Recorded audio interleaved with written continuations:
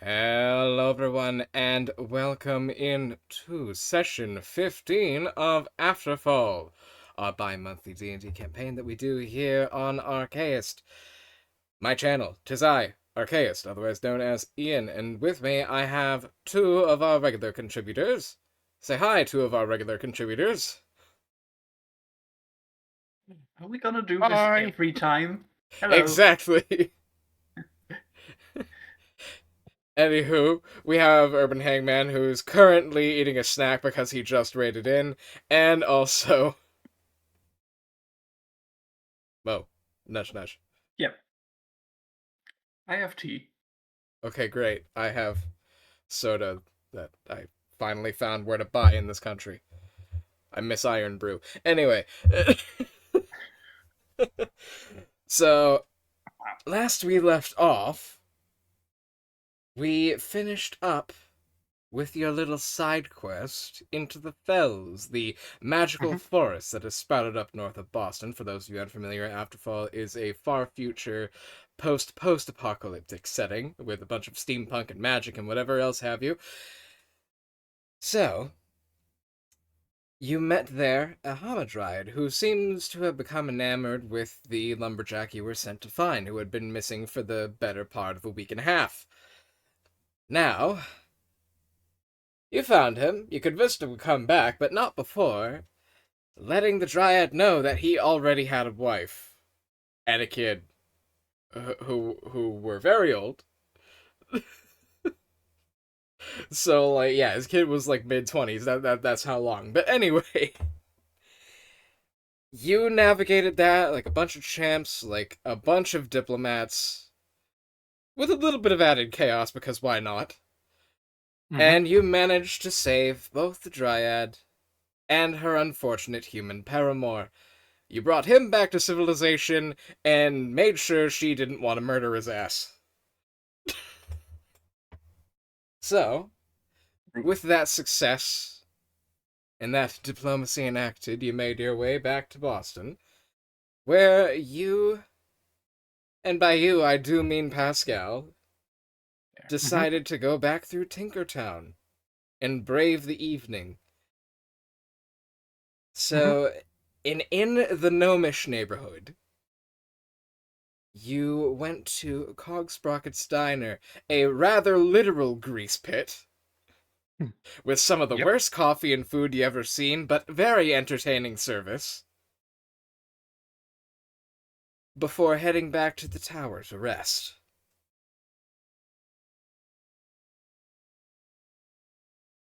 But, last session there were some revelations. As you had both bought hagstones, witchstones, hollerstones, whatever have you, you discovered that one of your companions seemed to be a changeling. But Pascal, being ever so polite and possibly a smidge paranoid, decided to hide that from the group before doing prior research. And so that is where we get to today. Today, which in world is a Wednesday. Wednesday, April the 16th, 3225. And this is where we begin our session. So the both of you wake up. Oh, yep, go ahead. First thing Pascal's doing is he's getting up slightly early. And he's going to find Roderic. And he's dragging Roderic to the library. First thing in the morning. Like, doors open on the library, he's there, they're going in. Okay, yeah, so it's like 7 a.m. You probably got a couple hours before the wizards get their asses out of bed. Lazy So, bastards. hey, they're wizards. When you lay your life on the line for literally your livelihood pretty much every day, and where going to the library can end your ass 6 feet under, you know, you get your beauty sleep. True. So, as you get up, you find that there is a brass canister inside your pneumatic tube. Opens it, hears the hiss of air. grabs the canister out and just twists the top off and pulls it. What's inside of it? So it's just a small message, a very small piece of paper for such a large canister, but hey, their money. And it basically says, stand by for further assignment. Mr. Picklebrine will want to see you.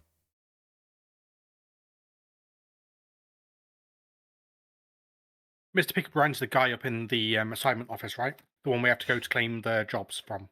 No, this is Sinjin Farquaad Picklebrine, who you met at Fort Nowhere.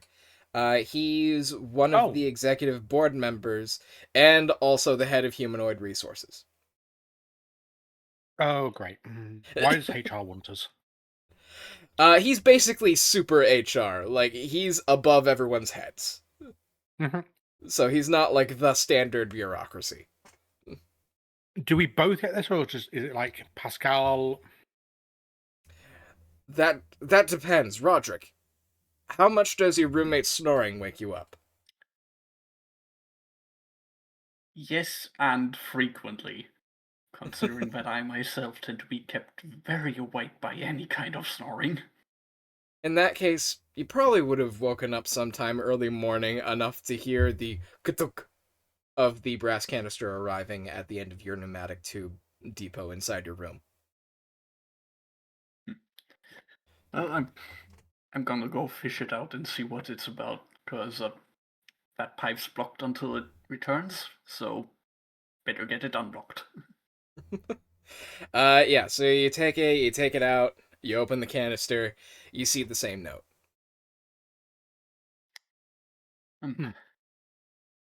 Oh, bugger. I take a look at my snoring roommate and decide, well, coffee it is.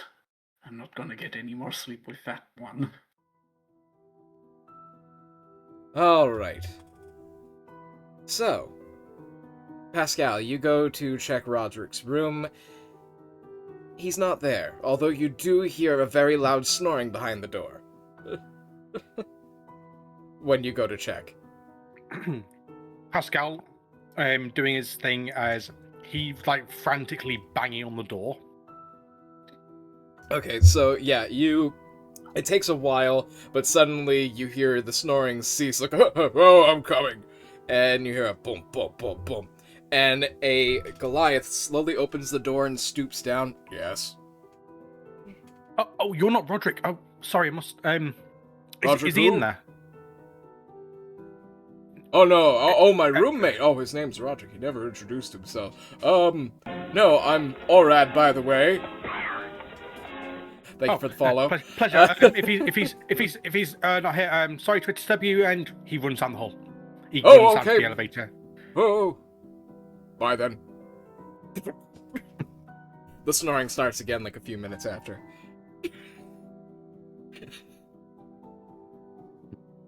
Gotta give it to the guy, at least he gets his rest in. Yeah. Yeah, so you go down. You go into the lounge, or are you going to the lower concourse to get food? Lower concourse. Lower concourse. Early breakfast and coffee. Alright, in that case you do so. You head all the way back down, out into the lower concourse. You go see Roderic, who is pouring himself a nice, generous cup of coffee from this giant industrial vat of coffee. Pascal kind of like runs and he goes to like slow down, and someone's clearly spilled a drink and it's been recently mopped, but the no wet floor sign is there, so he kind of like skids into the back of Roderic. Actually, roll me your choice of athletics or acrobatics. Athletics or acrobatics? Yep. That's a good question. What is best? Depends how you want to stop the skid. And acrobatics, and that's a 19. That's a 19. Yeah, you kind of do like the little bit of like a reverse skate as if you were on ice. and you're able to just kind of like bring yourself to an ever so gentle finish before you ram into Roderic. Roderic, we need to go now. What? Morning, Pascal. No mornings. We just need to go. I haven't even properly woken up yet. Do you see my eye bags? That stupid Goliath. He looks and is like, "That's what coffee's for. Come on, let's go." All right, just stop pulling my tail. You're all good armored. Yeah, so you... I'm guessing finish your coffee very quickly as you're being escorted out of the premises. And unless you wait for the elevator, you're going to have to go down some stairs. That's about as much waiting as Pascal is willing to do at this moment in time, is waiting for the elevator. Okay. Alright. Elevator. Alright, you get the elevator. It takes you down one floor below. I mean, the first floor is quite a bit taller than all the other floors because skyscraper. But... yeah. Gotta make an entrance, right? Yeah, you gotta make an entrance, yeah. You're let back out into the atrium. You see literally the floor above and the balcony where you were. And you head out the front door. Okay. We are going to shift over to the foundry. Uh-huh.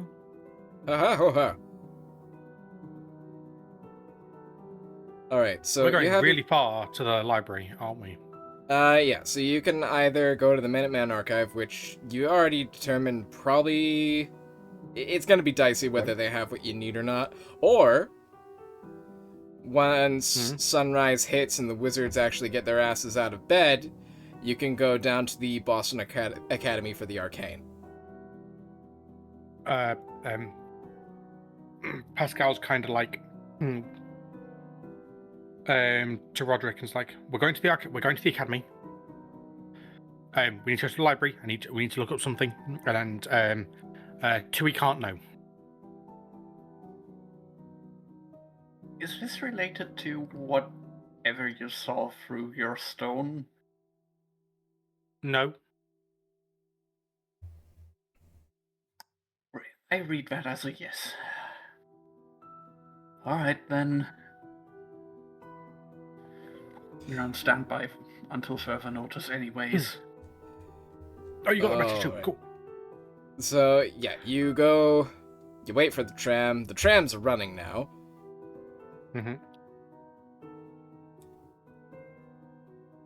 It takes you up to the central station. You wait for the tram. There is a nearby coffee house if you so choose. Maybe, but not right now. On the way back. Alright, so you continue heading down.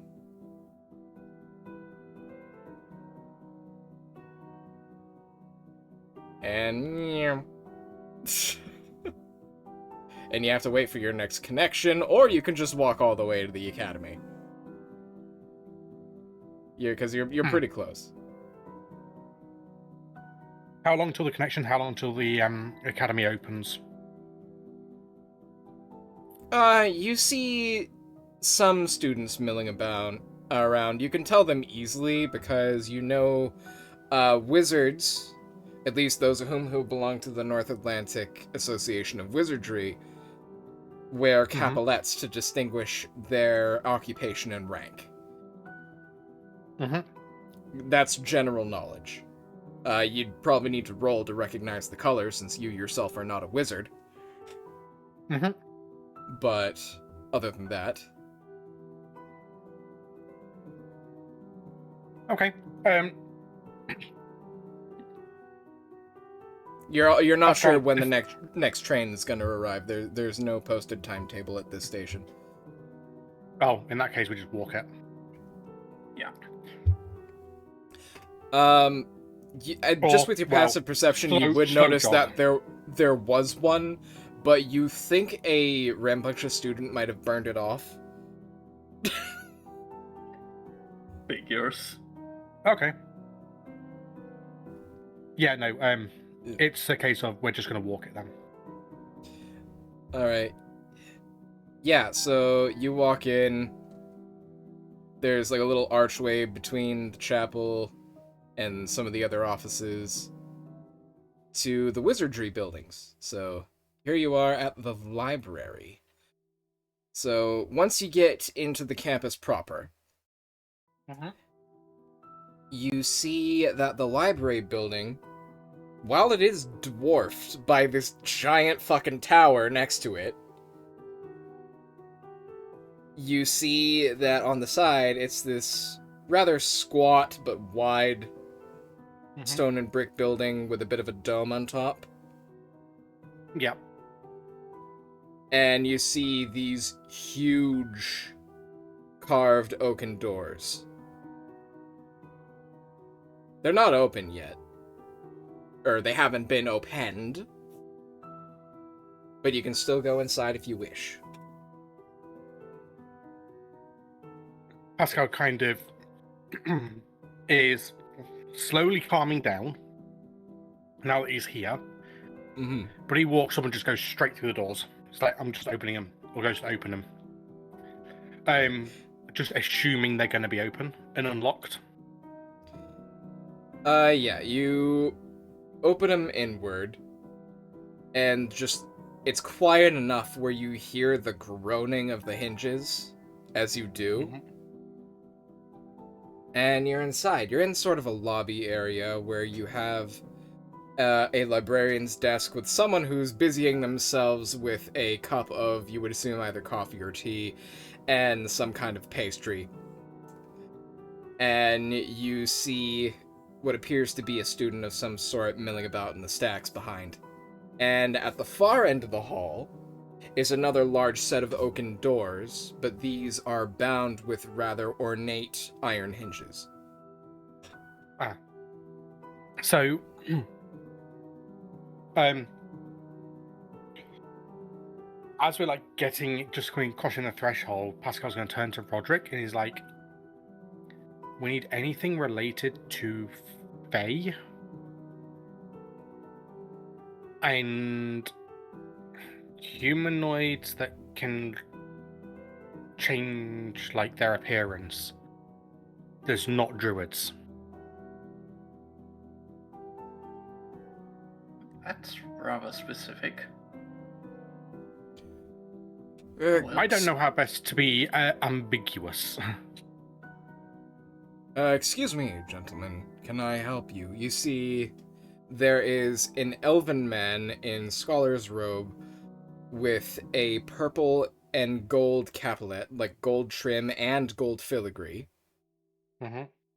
And he looks like full elven as he's looking at the both of you. Yeah, we're doing a bit of research for an assignment from Minuteman. You're with the company, alright. Well, library rules do keep it down to respect the students and the faculty. And if you have any questions, please ask first before you peruse the stacks. Most of the books out front are safe-ish. Well, we are looking for a particular like area to study. I'm new to the city, so and like new to like working on this sort of area. Would you be able to point me in the direction of anything related to the Fae? Oh, sure, yes. He just rings a little like bell that he's got on his counter. He waits a second, rings it again, and you see a human girl like run back out of the stacks out of breath. Professor Lume, what do you want? Yes, Miss Malloy. Escort these gentlemen. They request information on the Fae. He says Fae very quietly because that's not a correct term. And that will piss Fae off. Oh, Pascal doesn't care. Yeah. What would be the correct term? There are a lot of terms depending on what type of Fae you're talking about. Usually in this part of the world, they will say the good folk or the folk of peace. Is Fae more of like a generic, just catch all into one banner? Yeah, and because not only does it imply malevolent intent, because of the etymological roots of it, it also is just kind of like an umbrella term that is very generalizing that they just don't really like. Okay. Yeah. So more or less it would probably be best to say fair folk or something like that. Yeah, fair folk. I mean, they usually, if you're talking directly to one, they will give you some sort of title or epithet. Sometimes they'll give you a name, but names with otherworldly spirits can be a little dicey. Yeah, the standard. Yeah. Yeah. So Pascal kind of corrects himself, realizing he's probably misstepped, and said, "Oh, sorry. Yeah. We're looking for information on the fair folk, and particularly creatures of their domain." The both of them look at you. Well, that doesn't really narrow it down much, the student says. You see she, on the other hand, has a blue capelet with silver trim.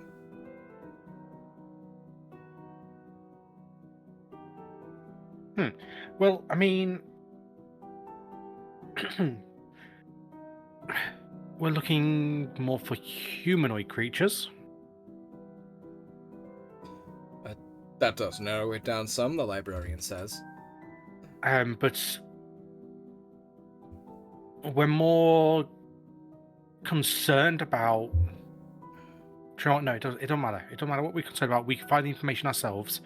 Just need to know where to look, if that's okay. Well, we do have quite a sizable corpus of work on the good folk, and also various other factions of the other world.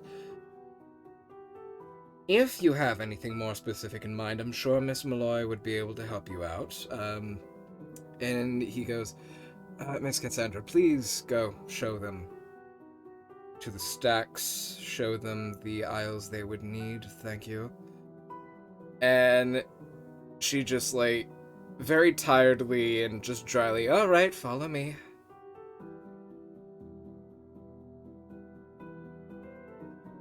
So, Pascal kind of follows and holds Roderic back a second. It was like, I hope I'm not being too on the nose, but I'm concerned that we wasn't informed by said person.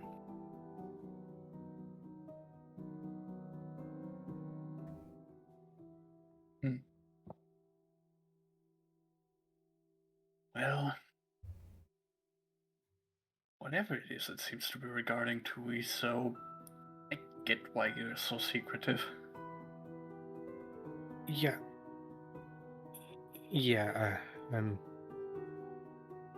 For now, this is work related. And he just shoots a little side eye as he's walking. Noted. And then they're following through. Yeah, so the student leads you on a ways. She takes a turn down one section between the bookshelves, leads you down another way, kind of zigzags a couple times. roll me a perception check, the both of you. Nope. Eight.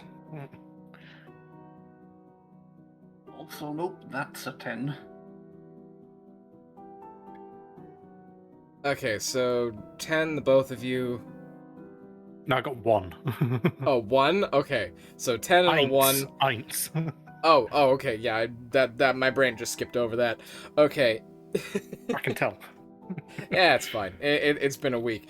But you don't really feel anything. Roderic was just kind of like, did we pass that bookshelf? Is the first thing that you think to yourself when you make one turn. And then that's it. As it is, Pascal, there is a general, not unease, but awareness. You're not sure why, though. Okay. And you continue on as, well, everything we have on, well, humanoid good folk are along these stacks. If you have anything about specific factions or peoples or kingdoms within the other world, do let me know. That would narrow it down some. Otherwise, while I do need to supervise you, you do have relatively free reign.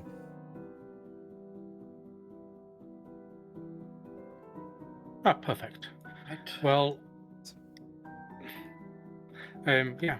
Thank you for showing us where we need to be, and I'm sure we'll let you know if we need you for anything. Of course, of course. Yes, I'll just be over there, and she takes what looks like a little thermos out of her robes and is just like clandestinely drinking from it.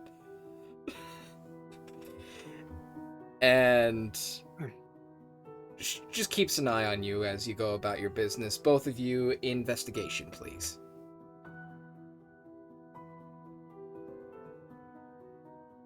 That Nope. is a 15. 15, okay. I don't like the way 7. these rolls are going.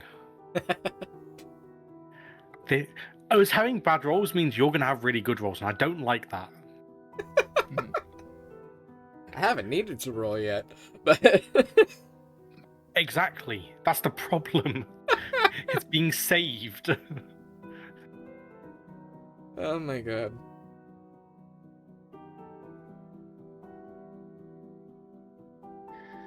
Yeah, 7 for my roll, which You get distracted by a book. You take it out. There's like a nice gold leaf on the cover. It says, "On the Origins of Centaurs."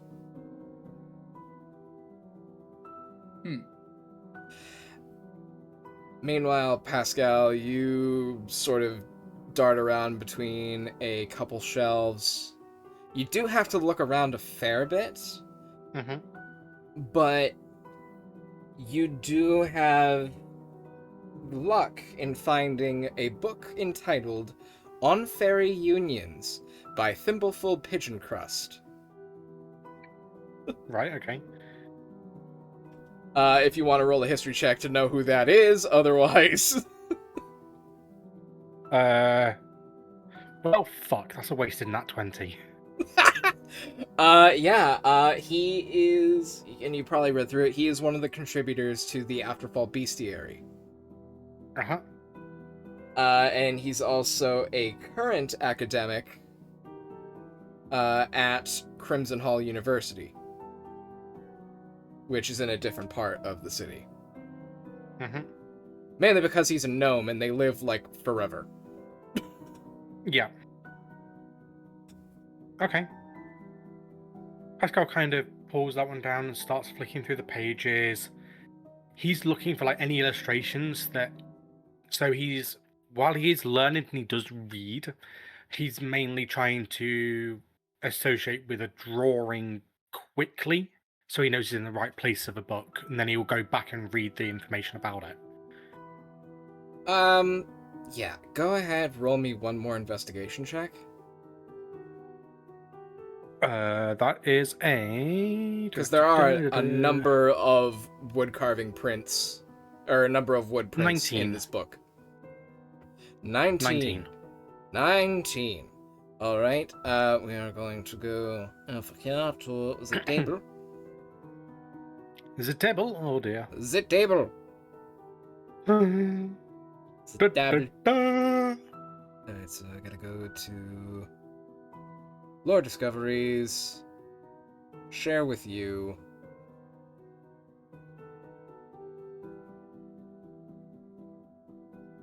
Ooh. So you do find chapters 3 and 4 are all about changelings and doppelgangers. Okay. And these chapters are also, you see as a co-author Clément Dubois, which you would recognize from the Nat 20 as another contributor of the Afterfall bestiary, although he's from Montreal.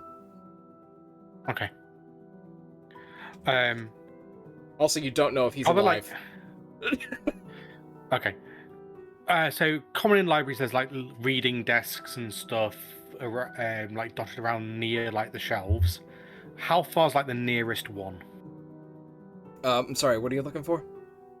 Like the like little desks that go like in the middle of the like library. Yeah, you're actually able to follow along to the wall where there's a little reading nook with several well-cushioned chairs and a low reading table. And a really nice, well-cared-for ficus that a student has definitely not barfed in.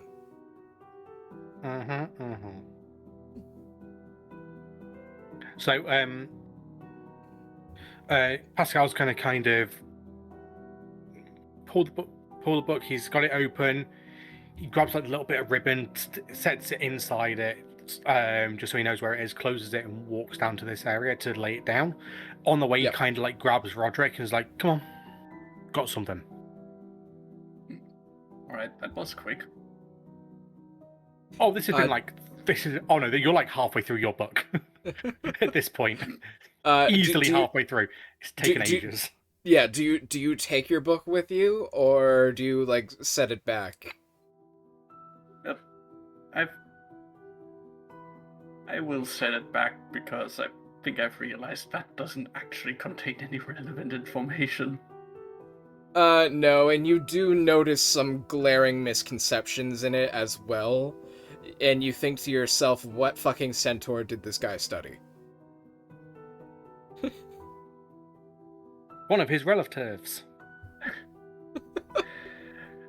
Oh, great. Like, some things are okay, other things are just plain fucking wrong. Oof. Especially when it goes talking about how much centaurs like alcohol. Was this a... If Roderic was the author had a dwarven? pencil, he would definitely scribble in some margin notes. Well, hold up. Was the author dwarven, and was the research done in a pub? Where, so surprisingly, most centaurs in the pub will probably be drinking.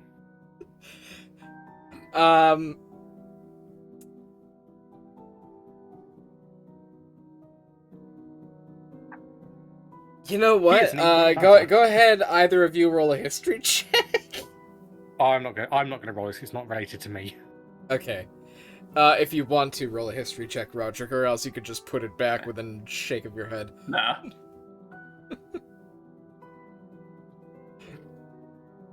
That book definitely needs some revisions. Back on the shelf it goes. Well, right. Pascal kind of like goes and sets the book down in the reading nook, makes sure there's like a candlelight that makes it just easier to read, or like some sort of light source that's lit. Yeah, they actually bring you over like a little oil lamp. Brilliant. He kind of sets it down and then checks around, makes sure like the coast is somewhat clear. Like no one's prying on what they're going to be discussing. All right. Perception check from you, Pascal. I'm actually going to use my passive for that, if that's okay, because I'm not really checking. I'm more kind of like just getting a general vibe for, is anyone really watching? I'm not really looking, so to speak. It's kind of like, is there like footsteps nearby or something like that? I can roll it if you want. And go ahead. Give it a roll.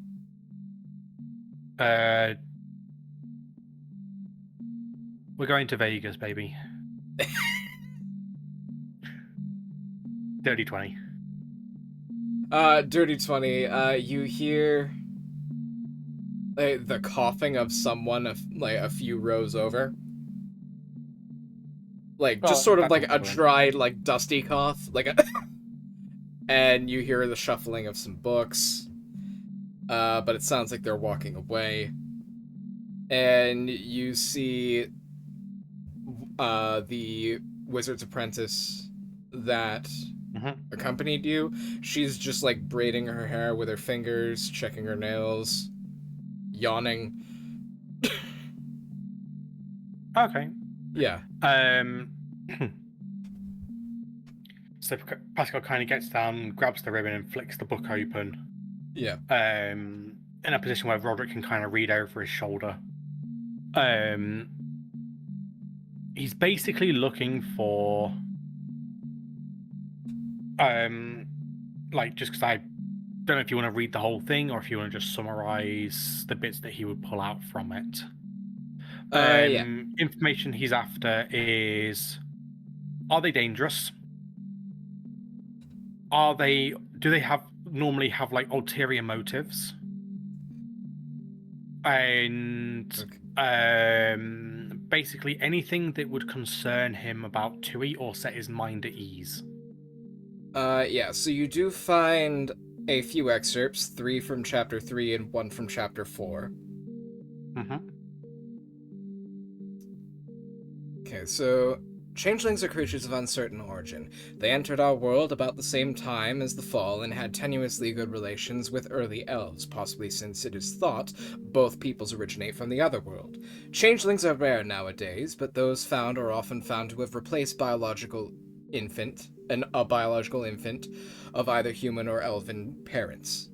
The change is usually not detected until puberty, when the child begins exhibiting odd behaviors that are precursors to their innate arcane abilities. Nevertheless, it is not unheard of for some parents to falsely claim their child is a changeling if they do not recognize the admittedly subtle signs. Another section, according to human historic texts and certain apocryphal evidence, changelings were commonly employed as spies and sleeper agents during the years preceding the War of the Fall. The most scandalous story that survives to this day is the replacement of Paul Schumacher, the nearly elected leader of the American Empire, a nation that encompassed most of the continental North America. Another section. It is unknown if changelings have society, as most other sentient humanoid life understands it. That is a little less interest to you, basically explaining how no one really knows how changeling reproduction works, and if a changeling has a kid, how the fuck that would work. Right, okay. You continue on to chapter 4. Changelings are most often confused for doppelgangers. Both are creatures capable of assuming near infinite humanoid shapes, though these inherent abilities are more pronounced in doppelgangers. Their true forms are near identical, pale humanoids that might be missing their mouth and or nose, though this is variable. There are subtle differences that can be used to tell them apart. For example, changelings have milky white eyes in their true form, while a doppelganger's eyes are black. Doppelgangers are also gaunt and haunched in their true forms, with what many witnesses call a predatory posture. The one similarity between changelings and doppelgangers is that they cannot emulate a humanoid shape or feature that they have not seen. Their behaviors are also drastically different. Changelings are often called social chameleons. They learn through exposure, by watching others to learn their shapes, mannerisms, and habits. The more a changeling learns, the more perfect their disguises become. As such, changelings are capable of extremely human thought, empathy, and emotion. Doppelgangers, on the other hand, learn through absorbing memories directly from their victims by some as yet unknown means. Doppelgangers will only target one humanoid at a time and strive to copy them perfectly. It is assumed a doppelganger will kill its quote unquote original after this learning phase is complete, as the victim is never seen again. Their guise is typically found as doppelgangers display intense sociopathy, narcissism, and generally unsettling behavior. Rumor has it that doppelgangers display cannibalistic tendencies and will eat their victims to hide their bodies, but this is so far unsubstantiated by study. Right, okay.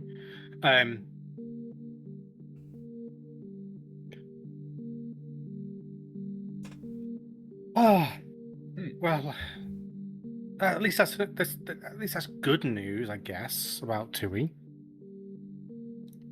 They're not gonna look at us and eat us alive,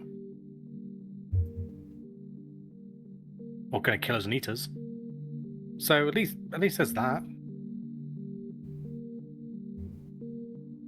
And kind of like as he's going through, Pascal points and makes note of like the form that he saw of Tui when he looked through the Adderstone, and says it matches this to a T, and it matches the changeling description.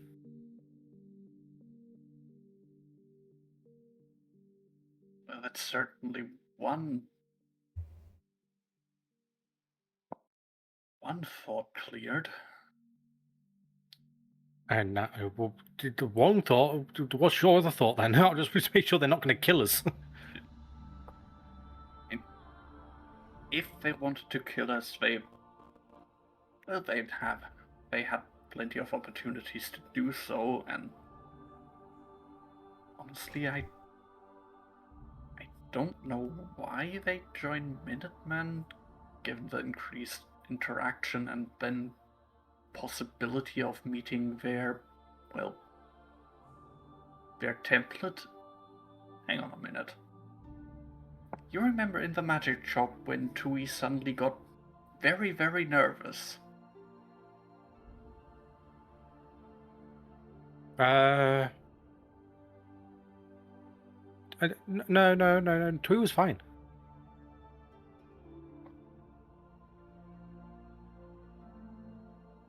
Tui was definitely fine there. Like, she seemed fine. Roderic, history check, please. Right. I seem to remember Pascal not meeting the insight bar at that point. I don't think so. He was focused on other stuff, if I Nope. remember correctly. Yeah. The rolls, they do not. That's a 3. Wizards, man, they all look the same. They're colorful, flamboyant, and a little off. Yeah, whatever.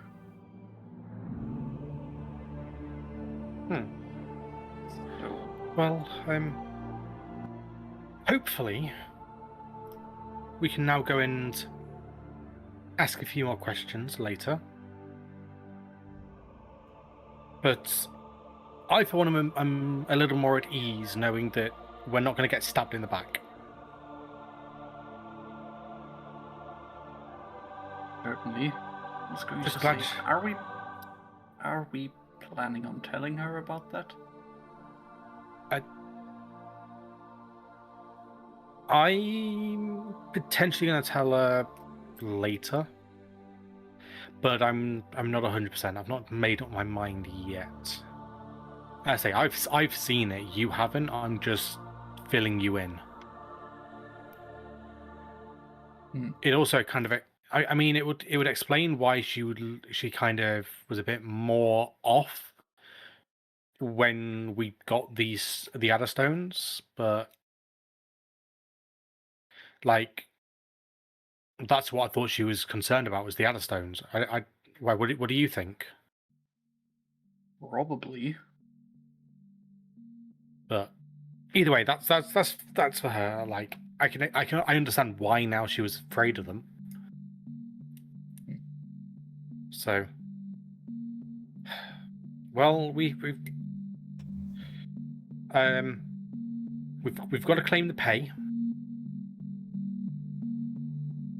Minuteman's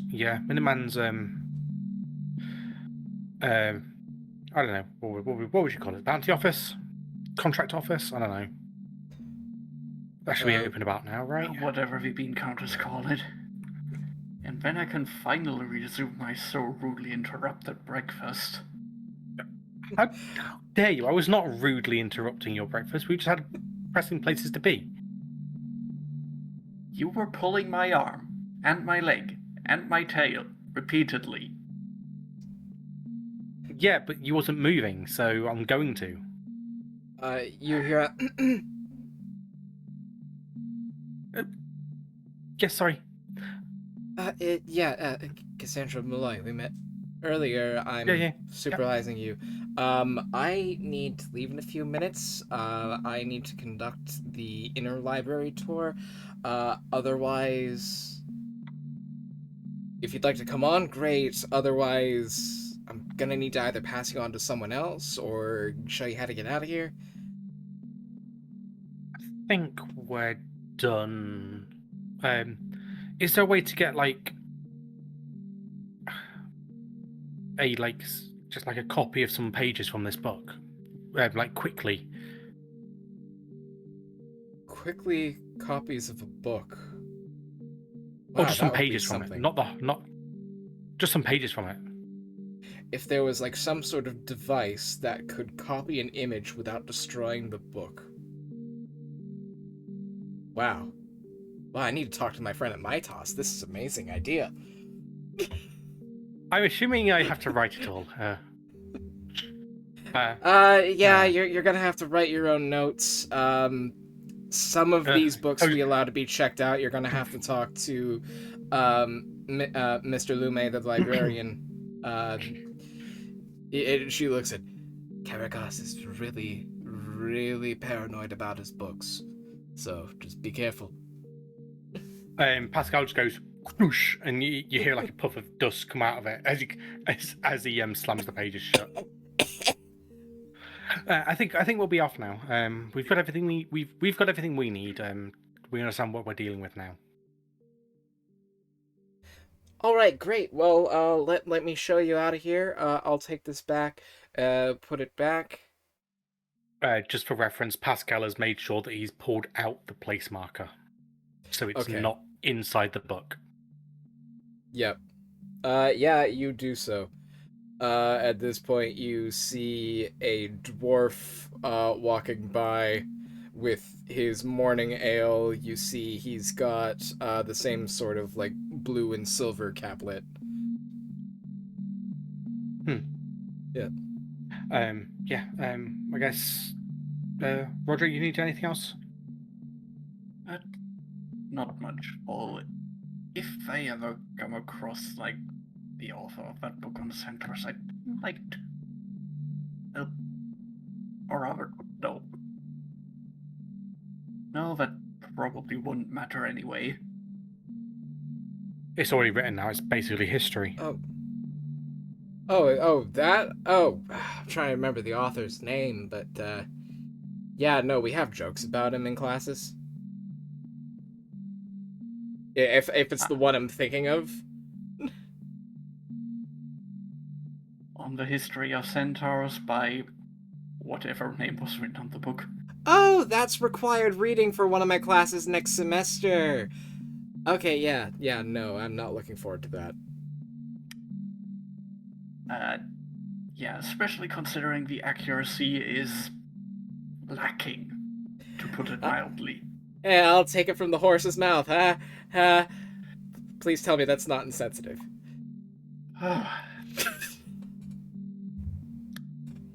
It's not insensitive. It's rather funny, actually. So, yeah.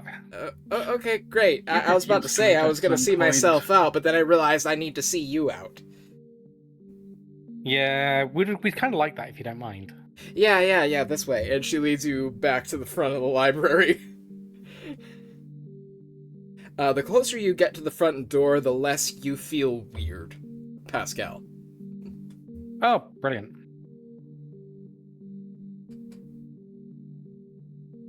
Glad to not be feeling weird. Because none of you rolled good on perception. It's a wizard. It's a wizard's library. There's probably some magic shit going on here. More than likely. That's about as much information as Pascal needs. There is magic shit going on here. Wait, you do have proficiency in Arcana, right? Do I? I'm trying to remember correctly. I do. You do. In that case, I will allow you one last roll as you spent your entire time in here. Yay! 23. 23. It's very common in places with high-level wizards. That is the rank of Master of the Arcane and above. That a lot of times, especially in cities or in certain geographical features that wizards are wont to find themselves, if they have a tower or a library, they're met with a couple options. They can either build out, but real estate is usually pretty dear. They can build up. Sometimes you can, sometimes you can't.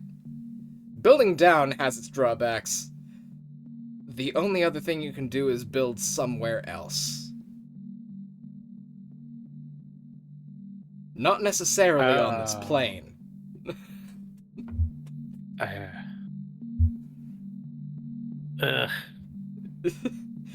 Now the weirdness feels more normal.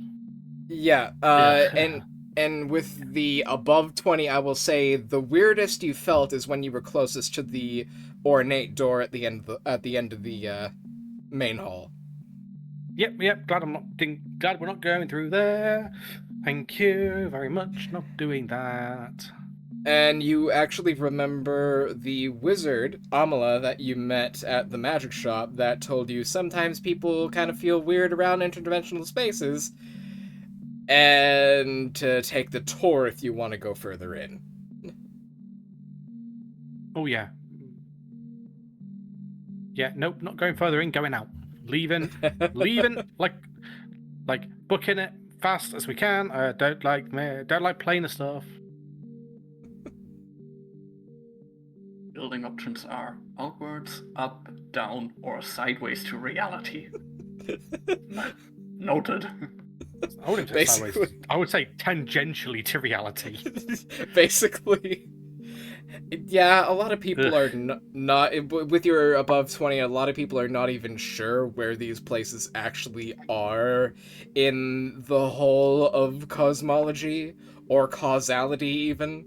They just are. They exist, got it. Yeah. Yeah. Existing is existing. The planar science is a rather lacking field. Glad I'm not a wizard, because that would be the one thing I was studying. Ugh. No, glad I didn't build a wizard. I definitely went kind of like Discworld meets Dark Fantasy with these guys. Yeah. Yeah. So, leaving the wizard's planar library of Ick. I guess we're grabbing the first tram connections back. Yeah, so you're going back to the tower then. Yeah, kind of going to stop off at the coffee shop on the way and buy Roderic a coffee. You passed by two. There's one next to the Beacon Street line, which you need to take, and there's one across from the Central Station, which I didn't mark on the map for some fucking reason. Central Station 1. Alright, so you walk by... Walk by? No. Tram by. Tram by. You get the tram because you haven't seen the connector come back this way yet.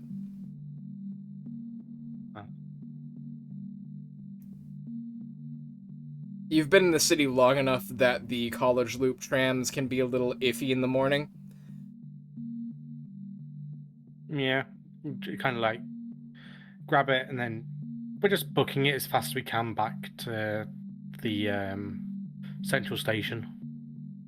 As like tram timetables being foreboding. Oop. Okay, I accidentally set you off in a weird direction. Ignore the fact that you're in the middle of the water.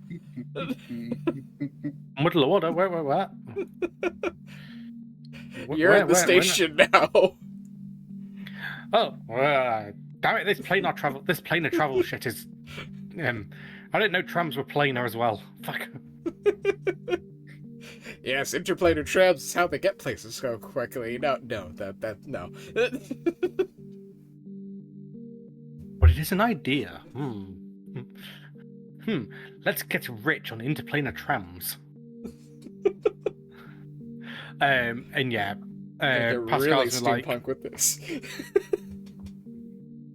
Yep. Pascal looks like the next connection timetable. It's probably like an hour or so until the next tram gets up here.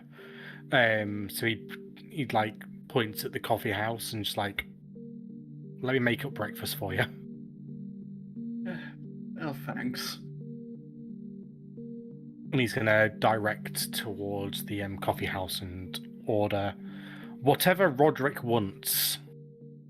All right, so you pop across, and OBS, if you decide to behave. There. Oh. Okay, there we go. OBS has behaved. Yay! And suddenly I am very tired. Why the fuck am I suddenly so tired? I don't know. You haven't had your morning coffee. Yeah, so you... morning coffee time. Yeah, you head across, and you see Lucky Red's Coffee House. I'm presuming the person who runs it is called Lucky, and they are red. Redhead. Yeah, so you head in, I'm guessing? Yeah.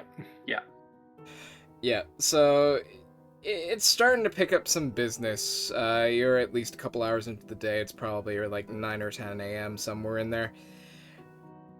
And you see a little chalkboard above a serving counter and a bunch of wooden tables and benches, and you see coffee, tea, hot chocolate, although you know this is not the most famous hot chocolate in the city, and it's probably one of the pricier items on the menu. But yeah, there are a few various options. And you also see Dwarven Breakfast Stout.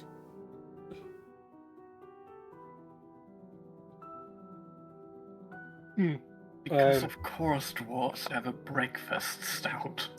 Oh yeah. They have a breakfast for every hour of the day. A breakfast, they have a stout for every hour of the theDamn it. There's a breakfast ale, there's a breakfast stout, there's a breakfast pale ale, there's a breakfast pilsner. No. There's an 11sies for everyone as well. Is there an 11sies ale? 11sies stout? Yeah, the only reason it's breakfast is because it's lighter in alcohol content. It's the fermentation that went wrong. It's the one you're either eating with something or you're starting the day with to wake you up, because dwarves be weird like that. I'm assuming it's also sweeter then, because like the fermentation didn't go well, so it's slightly sweeter. Yeah, probably. You'd have to try it. Probably. For a teetotal non-alcohol person, it's going to be a coffee. Okay. For Pascal. Yeah, Roderic also picks himself out a coffee and a small breakfast pastry.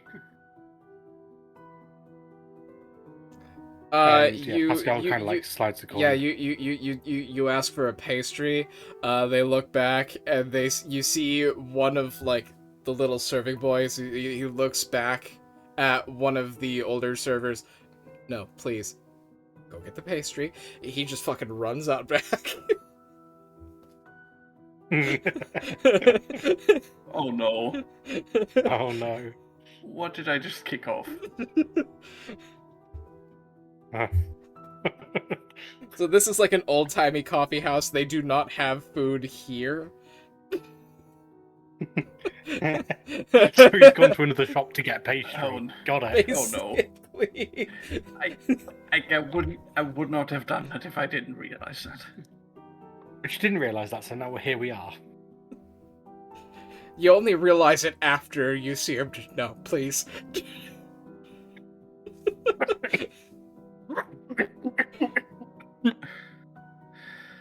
Oh bugger.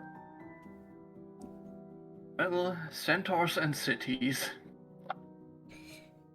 Yeah, you probably assumed that there was food. Centaurs and Cities, is that your new book? Don't make me actually want to write one.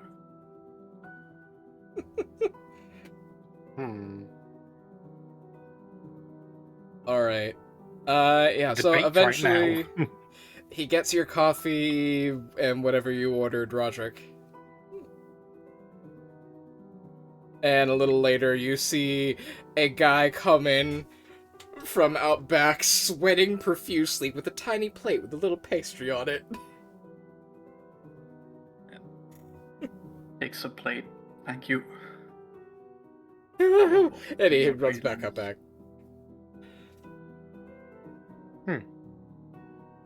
Oh.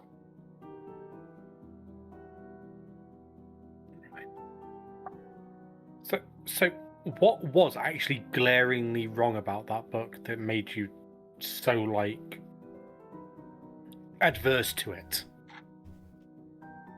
Mostly the fact that whoever authored this likely did all of his research in a dwarven-adjacent community of centaurs, which would actually explain a lot, because basically half the book revolves around drinking. Who was the name of the book? Who wrote it?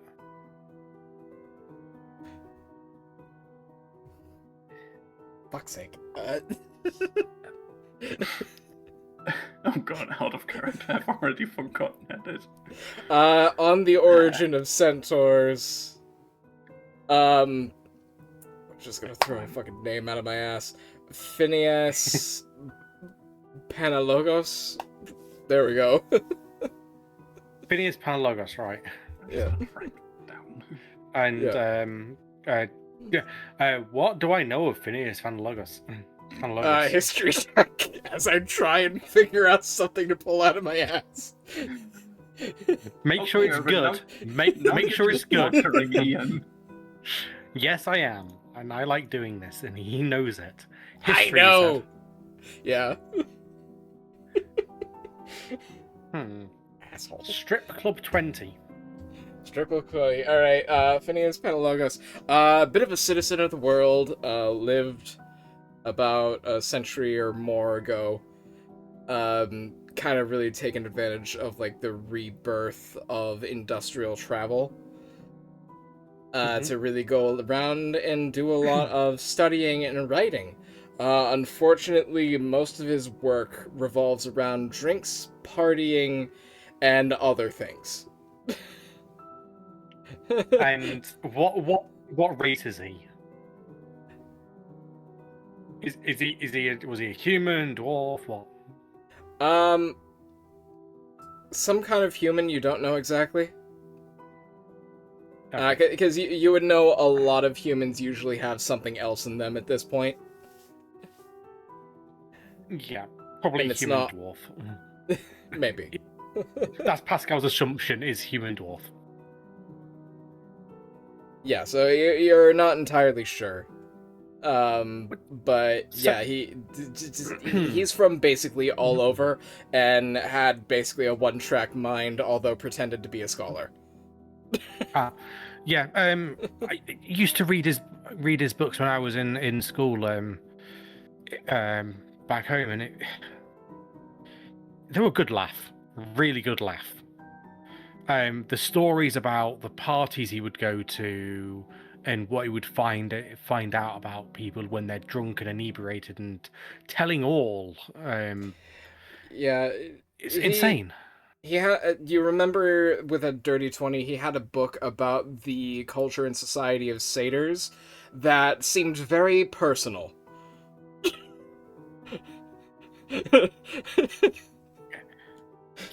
I think, yeah. I can see your point about the book, but I'm sure there was some truth in it. He never misrepresents the whole truth, only part of it.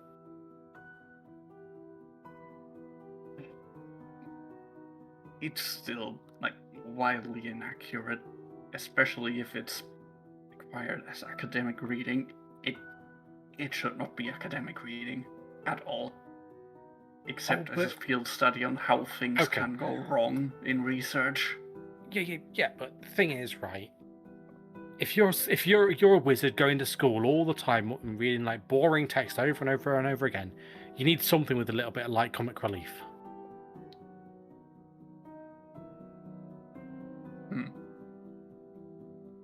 Like wizards are smart enough to know that this is kind of like a joke piece. Like you'd imagine they would know that, given this guy's track history and the way he gets his information, that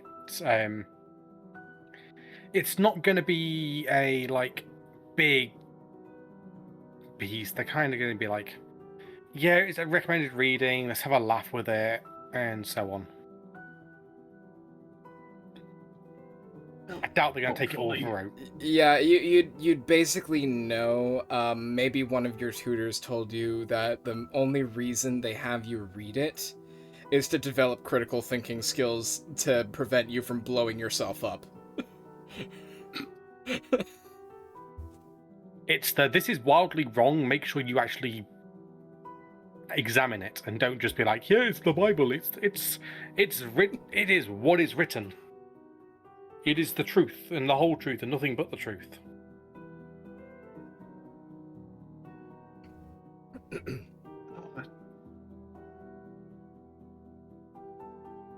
That is awfully close to modern times.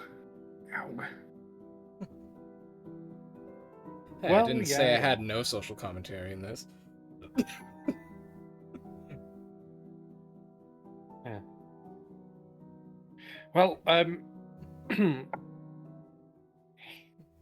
Pascal kind of like hears a steam whistle off in the distance, and he's like finishing up his coffee, and turns around. Probably should get going. They charge you like, I'd say 2 copper for the coffee and another 5 for the pastry. So altogether 7 copper. 7 copper. Coolio. Yep. Got to break a silver for that.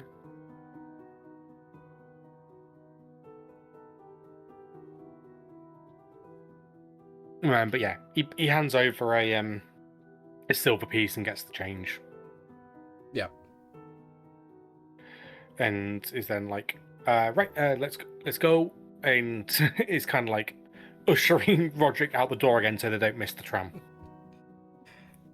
It's you get there. Hang on. Perception checks from both of you.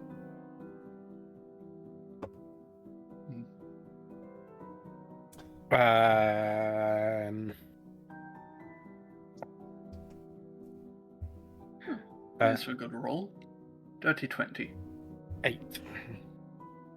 Dirty 20 and an 8. Pascal, You don't see shit. You're focused on the tram. Roderic,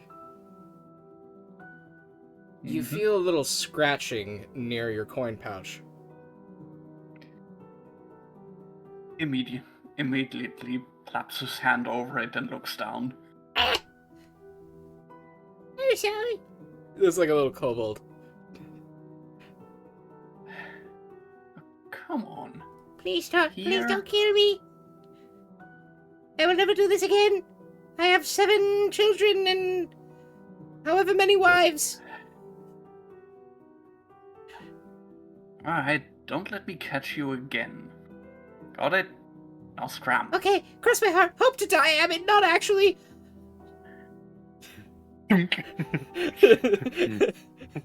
Hope like Okay, yeah. Arrow. By the way, Pascal, you did see a notice for info on pickpockets in the Citadel. Oh yeah, Yeah, okay. The minute. So, do you let him go, Roderic?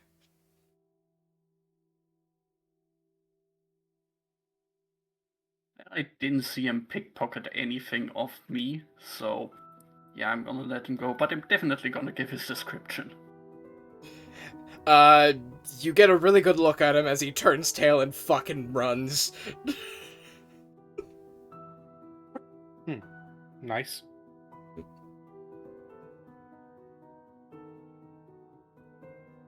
Alright, so, the tram does come. It's like a few minutes down. You're back in front of the Minuteman Universal Security Campus.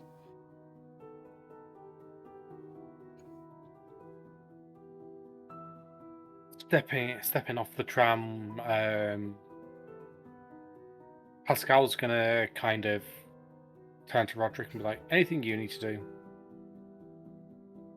Outside of a quick detour to City Watch headquarters for giving them a description on the pickpocket, not much. I'll be back in about 10 minutes. It's not too far. Okay, I'm gonna go to the canteen. Alright, so Pascal, you go head upstairs to get some grub. Roderic, you dart over. And the City Watch officer at the main desk takes the description and says, well, as per the notice, if this leads to an arrest, you are entitled to a reward. But, in the meantime, we'll have to wait. Just doing my part. Much appreciated. Have a good day. Same to you, sir. You head back. Yeah, and back to the Minuteman campus.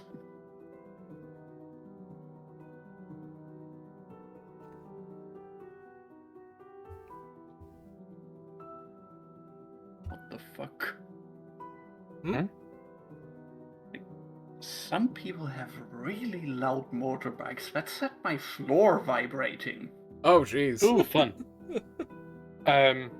So Pascal's kind of in the canteen. He's actually getting a pastry. Yeah, you get it. It definitely doesn't look as good as the one Roderic got, but it's passable. He's kind of like sat there chomping on it as Roderic walks in.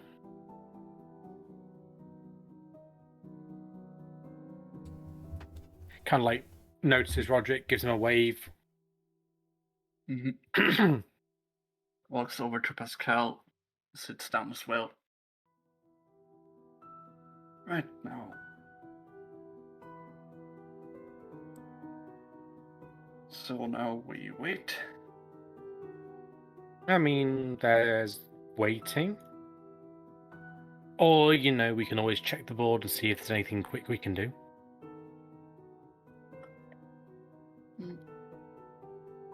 Fair point. I'm sure they won't mind a little bit of a slight wait.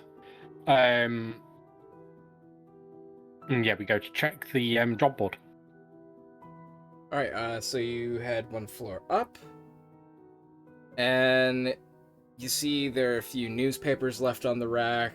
Somebody seems to be trying to get a station on the radio at the far end of the lounge. And there are just a couple of smaller notices on the board. Mm-hmm.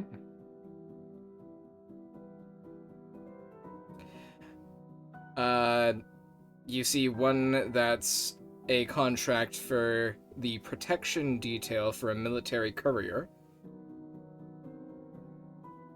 Okay. And there's a post about the Beltane party over another post about the Beltane party. Okay. And there is an advertisement for a pastry shop. Oh, okay. Yeah. In terms of that military escort one, like, when is it? How much is it offering, and how long do we suspect it's going to take? You would expect it's fairly straightforward. The only thing that's going to happen is if you run into anything, and it depends on how you're getting to your destination and where it is. It's they say estimated travel time would be 1 day. You would be meeting the courier around basically sunrise the following day. So it's dated for tomorrow, Thursday. And yeah, so with a day, you would assume you're either going somewhere by ship or airship. But And we you don't wouldn't know be when spending very long there. But we don't know when our thing with the head of HR is going to be. No, I just said to check in with him. You doubt. I mean, since you've been at this company for like basically a couple weeks now, you doubt you'd be able to get him directly, but you'd at least be able to like leave him a message that you got the message, essentially.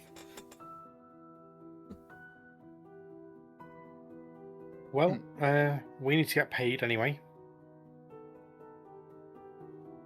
I'm sure HR's not too far from that office. Why do I get the feeling it's even further up in the building? Oh, it's probably top floor. So you know the building you've been told before has 55 floors. You'd have to look at a directory in order to see who's where. Or you could go over to the mailroom and send something that way. The mailroom is kind of in the back of the building on the main floor.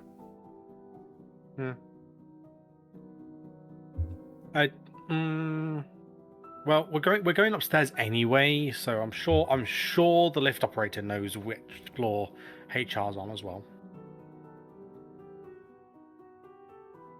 I think. Yeah, you've been to Humanoid Resources on 32. That one you would know. You don't know where Mr. Picklebrain's office is. That's fine.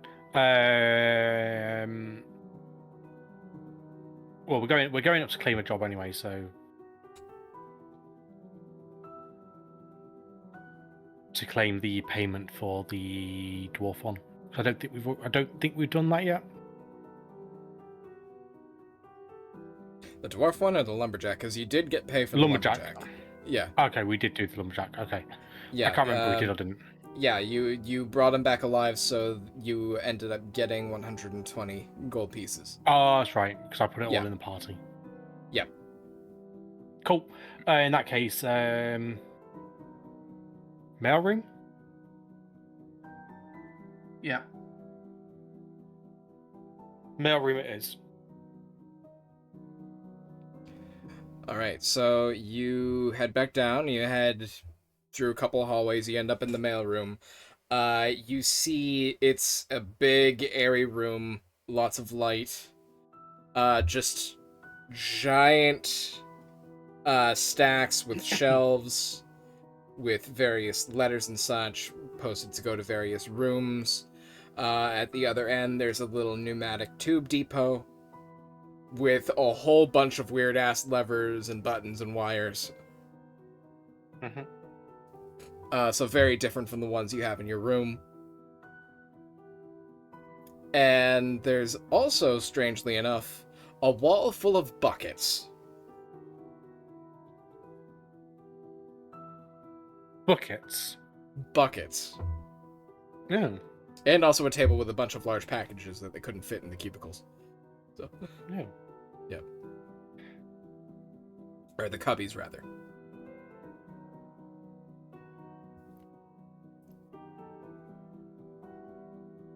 Okay.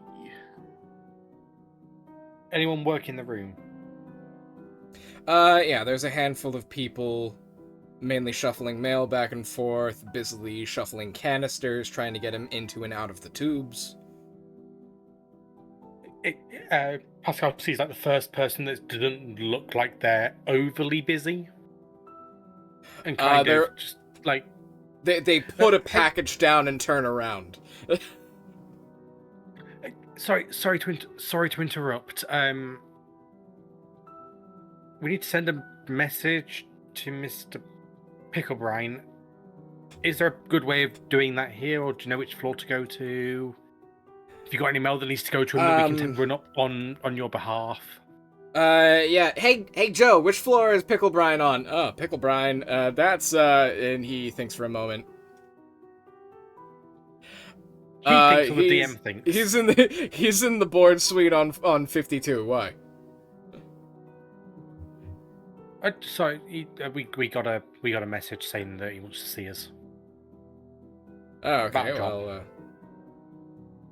Well, in that case, if you got a message, you can leave it here with us. Otherwise, you can head up. Word of advice, because I haven't seen you guys around, so I'm guessing you're a little green. If you want to get to the executive floors quicker, use the elevator at the back. Just make sure none of the bigwigs see you. Elevator at the back. Okay, good to know. You don't suppose you've got any mail that needs to go up that way anyway? We can deliver on our way. Save you a trip. As you say that, he like pushes a lever. The chute on the door or on the tube closes, and you're a fugu, and then just a rattling sound as it heads upwards. Oh no, we got it covered. That's fine. Yeah. Back elevator. Much appreciated. Off to the back elevator. All right. So yeah, there's like a little other hallway through a different door that you go down. You see, this is a glass entrance that's heading out towards Faneuil Hall to the north. Yep. And you see on the other side, there's like a number of statues lining the walls. There's a bunch of huge ceiling to floor glass windows, and these huge tropical plants that you're not even sure how they keep alive in here. And there's an elevator in the center of one nook. Yeah, this is the business entrance. Yeah. Right, okay. Yeah. He looks at Roderic is like, well, we're here now. Let's looks around, tries not to make it seem like we're lost and we know exactly what we're doing, and just walks into the elevator. I suddenly feel very out of place. Not the only one. You do, and instead of an actual operator, there's a thin, spindly automaton with a bowler hat who's just staring blankly at you. 52, please. Just these long, spindly arms start pressing buttons and operating a lever. The gilded doors close, and you start shooting up. Oh, we are so out of place. Yep, but he knows the trick now. Pascal's gonna use that. You would tell based on the buttons and the lever that this only goes to a select number of floors further up in the building. Oh, yeah. You stop about partway as you see the doors open and you see a security guard. And you see behind him it says floor 40. And you see him, there's like a couple guys with what look like very fancy halberds. They don't look like they're from around here. And then there's one guy with a bayoneted rifle. And he looks at you. Papers. Pardon? Papers. Do you work here or not? Yep. Well, of course we work here. And you produce your employee papers. Yep. Yeah. Okay. You do the little magical protection on them, flashes in the light. And nods, satisfies, nods to the others. Does a little motion with his finger, the door is closed, and you start shooting back up. It's like a checkpoint on the way up anyway. Yeah. Okay.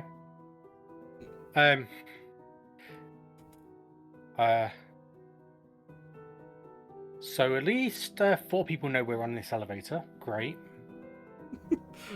I'm glad we're doing this on official business.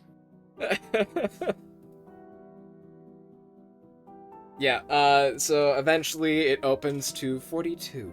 And it's a very warm feeling. You have green, like forest green wallpaper with a nice repeating floral motif. You have very fine wooden paneling, probably like walnut or mahogany, you're not entirely sure.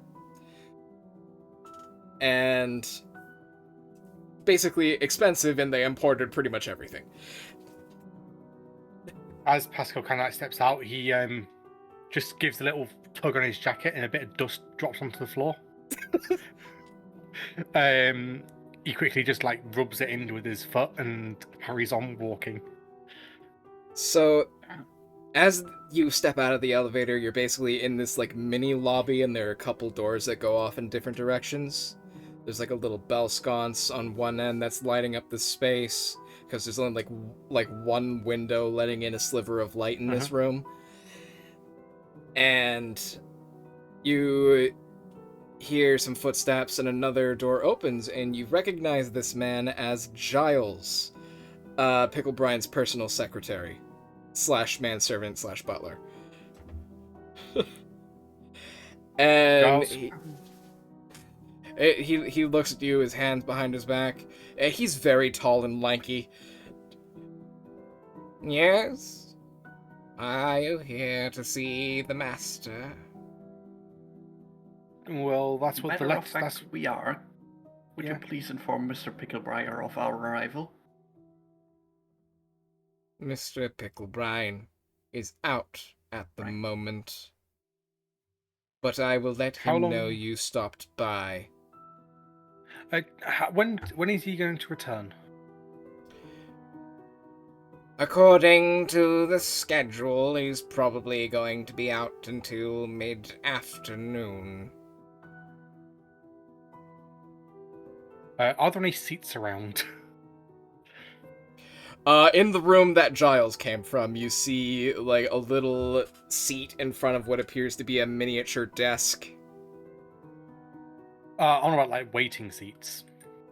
Not in this specific room. Is like It's- a waiting room or anything like that? This little mini lobby is basically, like, it's very fancy, but uncomfortable and stifling. Anywhere we can particularly wait up here, just because we don't have to do the whole journey again. If you would like to sit in the anteroom while you wait, that is fine. Just please keep your voices down as I work. Understood. Which room is that, by the way? First time He being here, steps that's backwards into the room he's already in. all. Ah, perfect. Pascal goes in, immediately puts his feet on like any sort of table that's in there. Like sits in a chair, puts his feet up. Giles looks up Oh, at no. you. oddly no fucking facial expression. Down to your feet, back up at you. Sits down. Starts going through paperwork. The man is not paid enough for this. No, he is not. Although, one thing Roderic would notice about Pascal is there is a distinct familiarity with this sort of thing. This sort of environment that Pascal he doesn't mind doing this sort of mind game because he knows that Giles is paid enough to just handle it. He's not paid enough, but he's paid well enough that he won't complain. Yeah, you would know, like, the other room is basically psychological. They're forcing people to wait and to stand until they are seen. Mm-hmm. It's less for you and more for anyone visiting him that he hasn't welcomed. Yeah.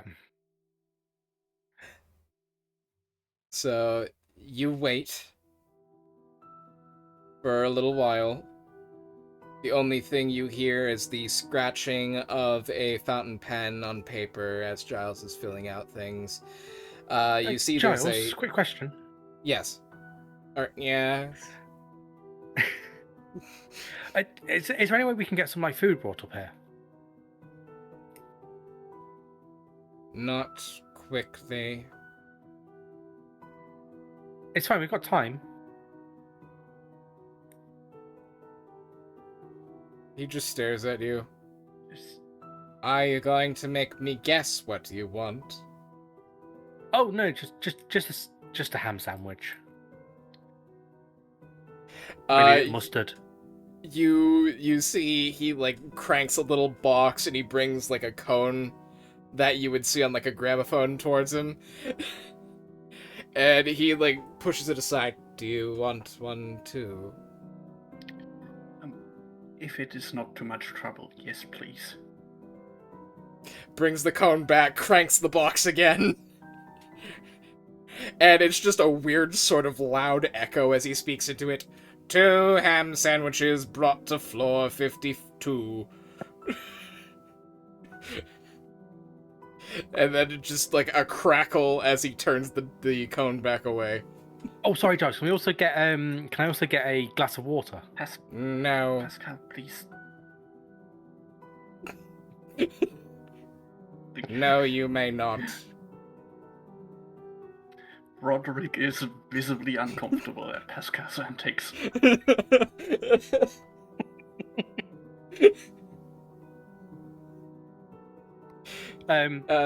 Yeah. Pascal is asking with too much familiarity right now. Yeah. How this works. You can see Giles is just like, what the fuck is this asshole doing? Is probably the best you can get from his otherwise stolid expression. Mm-hmm. Like he's trying to size you up. That much you're able to tell. He's probably not hiding his roots too well in this moment because he's enjoying the being like he was when he was a kid again. Mm-hmm. And after a bit, you hear the elevator open in the other room.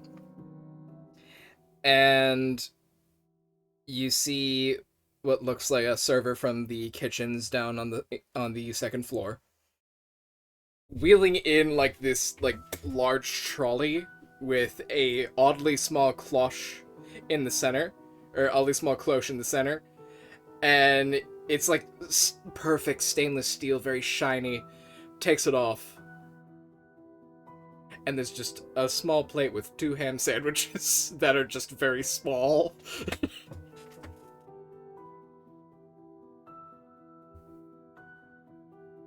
Grabs one. Oh god, I'm sorry, the image is just absolutely ridiculous in my mind. Pascal like sets his feet down on the floor, gets up, and kind of like walks around the back of the chair over to the thing and grabs a sandwich with his definitely not too clean hands. A little cloud of dust goes. I wouldn't say a cloud of dust in this sense. I'd say more like they look grimy. Okay, yeah. He just picks up one of the sandwiches, goes back, sits down, puts his feet back up with a bit of a clunk on the table, a bit of dirt falls off the boot, off the heel, and he just looks over to the guy over his shoulders like, "Thank you." So Roderic also walks over and picks up the other ham sandwich. Thank you, sir. Doesn't even nod. He just ducks his head, hurries, runs back to the elevator, kind of tries to maneuver the trolley back in. Then the doors close behind him. They are just as uncomfortable being up here as I am. Pascal's kind of leant back in the chair, eating a sandwich. He doesn't care about the couple of crumbs that fall off the bread onto the floor. Kind of brushes them off. You do notice, and this definitely, with your background, speaks to you. There's a carpet in this room. Yep. Yep, that's why he really don't care. He really don't care. And yeah, do we just continue waiting until Pickle Brian gets here? Yeah, time skip. Eventually you see it comes back up. There's some laughing and, "See you when you get home, father," you hear a rather 20-ish-year-old voice say. And the doors close behind. You hear the slow, purposeful clumping of heavy boots as you see Mr. Picklebrine enter. As he's getting closer to the threshold, Pascal takes his feet off the table and brushes the dirt off onto the floor. Giles looks back. You see his eyes look towards you, but then back at the sound of his master coming in. Pascal's a dick when the person whose house it is isn't around. And then he's a bit more prim and proper. Yeah, so you hear him come in. "Ah. Well, I see two of you. You've gotten my message. It's good to see you again." I believe Tui might have overslept. We can pass the message on. Oh, of course. Luckily, the engagement is not today. I want to offer you something. I know you've had a rather insane couple of missions the last go around. Believe me, I pay attention. But yes, I do remember you from Fort Nowhere. Ah, yes, we did enjoy the slight bump in pay as well. That was very nice. Yeah, yes. Now, still waiting on it a little bit, but you should have gotten it the last time you got paid, or perhaps the time before. And if I do remember the bursar's accounts correctly, you have. Oh, we must have already spent it. Sorry. I think you did this thing. Money just goes.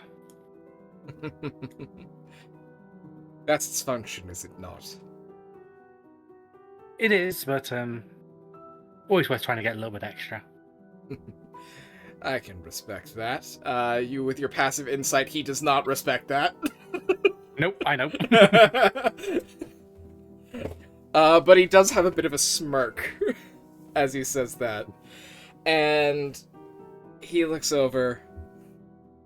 "Well, if you would be kind to pass the message on, if your compatriot is able. However many of you are able to come. On Friday night there is a certain engagement with one of our partnered corporations, where we are inviting some members of the Eisenvolker executives to dine with us at the Admiral's table. And I figure such a choice assignment, well, go to someone who's been putting in the work." Oh, well. Thank you. I guess we're going to be spending a bit more money on some finer clothing for this job. It's not the most lucrative paying job, but you might be able to hear a thing or two, which is an useful skill in your line of employ. Remind me, Eisenvocker is the airship company, correct? Yeah, and they are basically building up a monopoly over Arctic trade, basically the major lifeline between North America and Europe.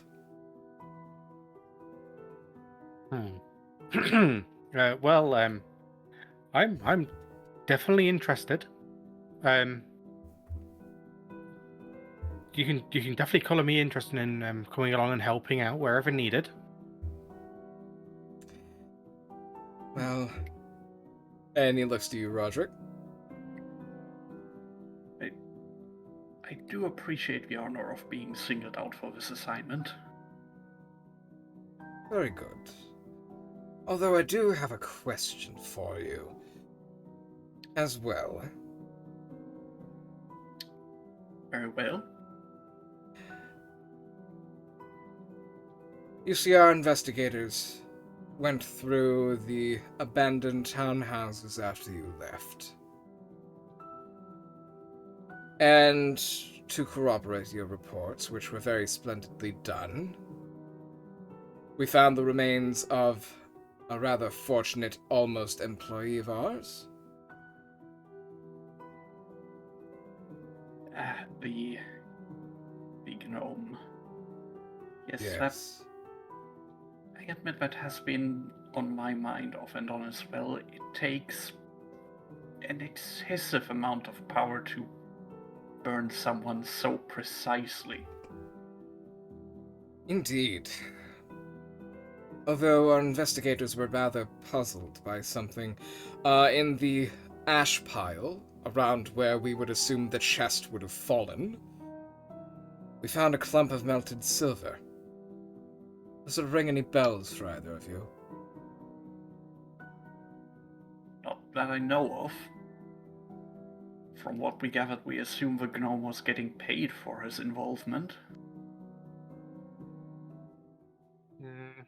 Could it be the pouch of silver coin that's been melted as like a passing passing end? Like if could be a message.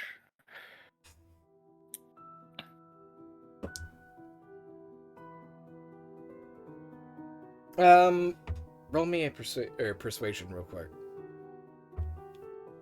Either of you. That is persuasion. 18.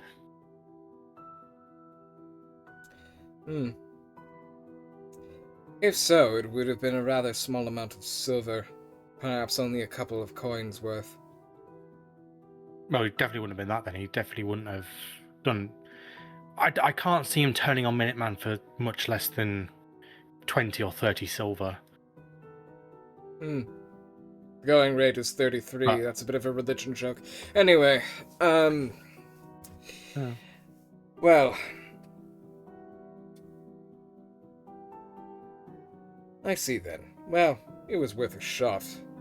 There were only a few people who got a good look at the crime scene, and other than our empiric friend from the Bureau, I thought it wise to ask the other two who were there. Well, the other two who are currently in this room. Yeah, I mean, we'll do some digging. If we do come up with anything, we'll send you a detailed report. We'll put our heads together when we see Tui when she wakes up. But Indeed, give her my best. Oh, of course. So this meal is with Eisenvocker, right? The airship company. Yep, the very same. Oh. At least... No other companies with them? Not to my knowledge. This is typically a dinner between those of us higher up in Minuteman and certain officials who will be in Boston at the time. I see. I heard Eisenvocker was not the only one working out of Europe, though. There are a few. Some operating out of the New Hansa. Otherwise, I do believe there's one in Britain whose name I'm forgetting.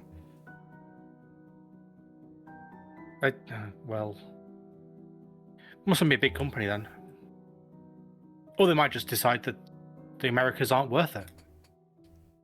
Cost of freight over here versus people ferrying people is not worth the monetary influence and impact. As it is, and you didn't hear this from me, Eisenvoker is looking to acquire Northwind Trading, although the executives seemed rather keen on being independent.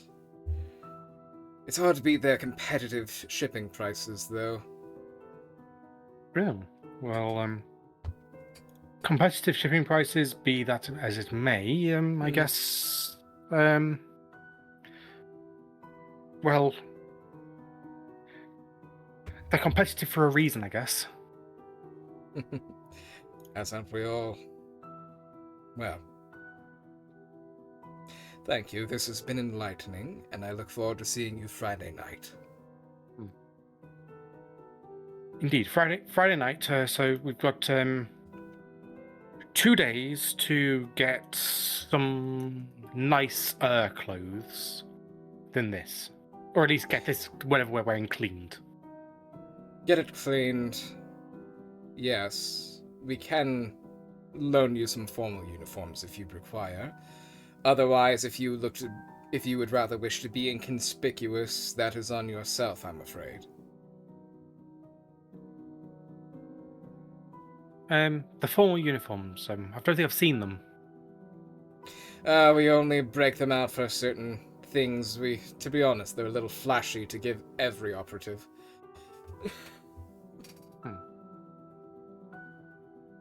So we're just to clarify, we're working security or guest, or both. Security. Simply keeping an eye on the premises and making sure no one unwanted gets in.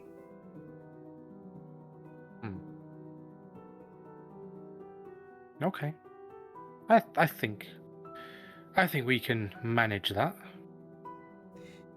In the meantime, do avail yourself of some opportunities, and I do believe perhaps through the weekend before anything major comes up.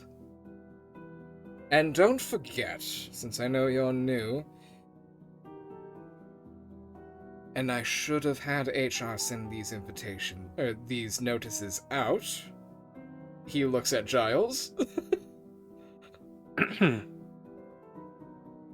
That you need to re-register if you wish to remain with your lodgings in the building, or else check around the city and see if there's somewhere else you would find more comfortable.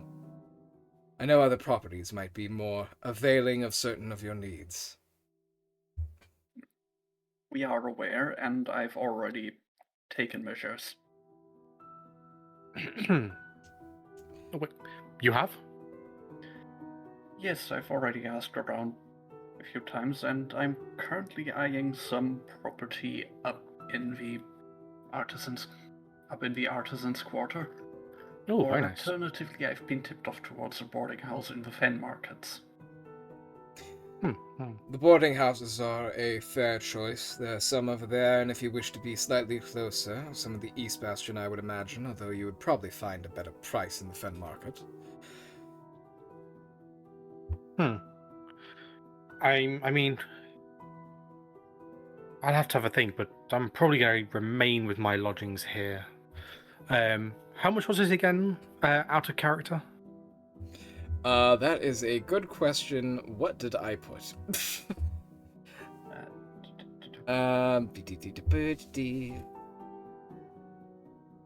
That's not a price, that's a song.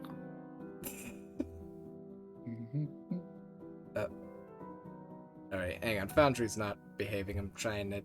No! Why are you doing this to me? Thought I noted that down. If you wish to Probably remain here, have. that's 5 silver if you are able to get assigned a room. Earn 5 gold per month. 5 gold. I said gold. 5 gold, right now. And what's like the going rate for housing That is Like, going to 20 gold a month, or depending on the area.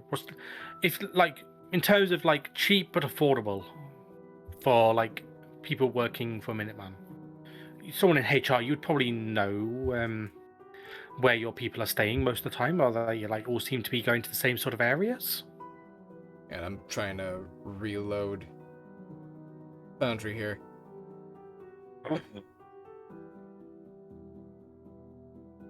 Good old technical issues. Yeah, I was trying to expand the window. Okay, yes. Well, usually board houses will require some sort of down payment, but the average price is about 10 gold pieces per month.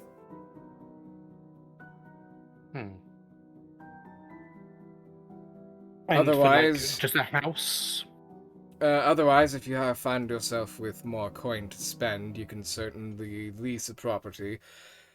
Townhouses are popular either in the Outer Bastion or some of the more well-traveled areas. So. And I don't suppose Minuteman offers a help to buy scheme where you take a cut of our like job payment as part of the work and loan us a bit of cash. Giles, buy write a that house down. Not outright. as of yet. Well, if such a thing did become an option, I would be very intrigued about that option as well. I heard they do that sort of thing over in Britain.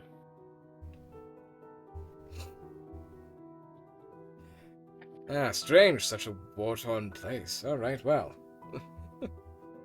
Well, yeah, war-torn, but there's still people who need housing, and what better way of making money than to, if they don't pay or do the work, you just take the house, and you've got a house then to use. Both Giles Investing and in the Pickle future Bride of the look at you. I have no dealings with this sort of stuff at all. They look at you, they look at each other. Picklebrine shrugs. It's one way of going about it. I personally hate the real estate market. It's rather too fluctuating for me. Yeah, well, it's worth a shot anyway. But Yes. I'll look at. I'll have to have a decent look into places. If anything new comes across your desk of like places that are becoming vacant that you might be aware of, like someone in your power probably has ties with a bunch of people who work in removals. Like, of course, not the actual people doing the moving, but maybe CEOs or something. Maybe if something comes across your desk of like people looking to move out, you would consider letting myself know. Landlords will typically post any rental postings or any leases in taverns and such. Occasionally, we might post some on the notice board downstairs, but that is rare. Well, we'll definitely have to have a think about places to stay. I don't know if we're going to stick together or going to go get our own places elsewhere. We'll figure it all out, though. But Friday at what time? Sorry. Friday at 6:30. 6:30, right? 6:30 Friday, and where? Here, there, lobby. The Admiral's table. The Admiral's table. Oh, the Admiral's table. Yes. The place. Hang on. Wait, no, that's not official yet. Go away, table. Okay. So, it's behind the naval battery and a short walk away. Oh, right over here. You would know it. It's a fancy place that caters to a rich clientele, and their seafood dishes are exquisite. Okay. In that case, I'm definitely gonna be wanting to go and scout that out a little bit. But not for today. Mr. Pickbrine, it's been a pleasure to do business, and thank you for once again considering our little group for this prestigious honor.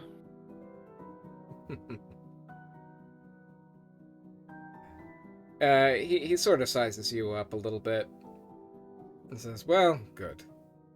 If you need anything else, please leave a request with Giles." Giles? Very well. Giles, I need to speak to you outside. Oh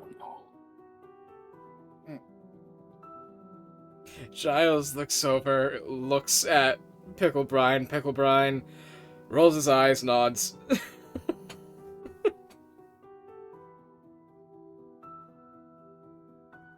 And then Pascal's kind of going to walk out. Yeah, walks out. There's Giles right there. Yes? Giles, we're going to need to schedule some fittings for the formal uniforms to see if they're going to work. And they're going to fit. When's best to get that done? If you head downstairs to... Look at here. To floor 2, okay. No, not floor 2. No. DM is thinking, please wait.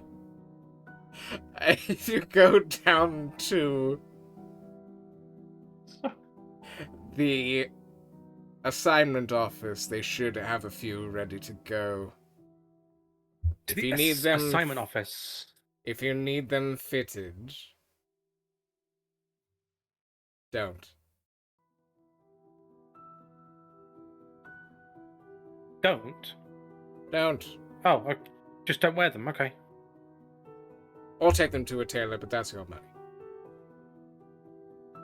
That's fine. I'm sure we can tell them it's Minuteman's problem. They'll burst the company. They'll invoice the company, right? Typically not. They require payment well. up front, usually. Well, we'll invoice the company either way. Oh well, it's fine. We'll figure it out. All right. Farewell. Pascal walks towards the elevator. Of course, he's walking towards the fast elevator. You go over. There's the fast elevator. There's the automaton. Do you both head down? Yep. Okay. Yeah, we're not going for the formal uniforms. He just wants to be a dick. Yeah. So this time you breeze back down. You don't stop at floor 40. And you're soon back on the main floor. Is there a way to get outside from this area? There's a door right Assuming across there's- from you. Cool, straight out the door. And straight towards the Admiral's table. All right. How are we feeling? I am flagging. Flagging? Yes. How about you, Mo? I just don't want to do too much Personally, story I stuff would without be good to go Danny. on, but given that Urban is losing his grip on reality, so to speak. Mm-hmm. All right. I'm also concerned about doing too much stuff without Tui present. No, that is completely Also fair. that. Yeah, most of these are designed that people can come in and out freely. But, yeah, no, that is completely fair. We did get a healthy 2 hours in, so there's that. Yeah, it's like 2 hours last session, 2 hours this session, 4 hours when Tui's back. Tui's worth 2 hours of extra time. Yeah, although the schedule is going to be a little kind of weird coming up here, but that's going to be posted later for you guys who are watching. And later for us when we figure it out. Later for us when we figure it out, yeah. The greatest BBEG scheduling. Da-da-da. So Alright. true. And I hate it. Yep. Alright, well. We're gonna be leaving it off here, guys. As we are forging over to the fanciest restaurant this side of where you are.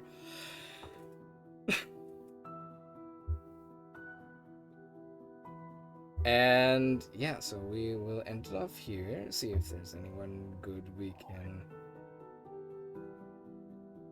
Do you want a raidy raid?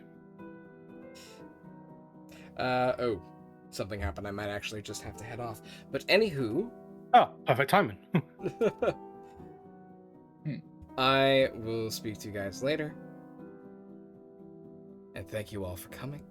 This has been another session of Afterfall, which I am so lucky to be able to air on here with these wonderful people. We're lucky to have you as a DM. Yeah. Same. I still don't know if I'd consider myself wonderful given how quiet I am. No. We will break you out of your shell eventually. We're getting there. You had some good bits. Yeah. Yeah. Just keep asking questions of you, and then you have to answer. Don't worry. I'll put that centaur book in your hand again. There you go. Forced roleplay. Hi, Roderic. Hey, Roderic, how about this cool book I saw? Roleplay. Damn it, random False NPC. roleplay, yes. Alright. Also regarding that book, Centaurs and the City, I do actually want to write something like that now. Ow. Well, So that's that'd that's be one so long-term fun. plan. long-term plan. Roderic is actually writing lore about centaurs. Alright, well, anywho, I need to end this off of here. Thank you guys for showing up. Stay tuned for more streams tomorrow. While we have a couple of minutes, anything you guys want to plug? Space Engineers tomorrow with TC Freya. We are doing more work on our Long Way Home. We are playing a pseudo story driven Space Engineers survival series where basically we are part of a company called the Northern Salvage Association from the planet Dibna, aka Earth. And it is like 2 star systems away, and we've been stranded on a planet after we basically got ejected from a spaceship of some sort, and we have to get back, and we have to engineer against all the problems and such getting back. Tomorrow it is cargo plane, building a cargo plane with actual plane physics, because we're using the plane mod. Plane parts mod. Yep. Alright, cool. Alright. Then, Anything else, Mo? and or- again, nope, nothing on my end. No motivational quote. Oh, for fuck's sake, Urban! Oh, Every time. And Every time. And on that note, we are going to be ending off here. And actually, there's Raid. Ooh. They normally come in and lurk on ours, so let's go watch some Mass Effect with the Musing Mage. Ooh. Alright. Well, on that note, let us be off, and I will see you soon tomorrow, and then the next episode of Afterfall will be announced on the Discord. Alright, bye!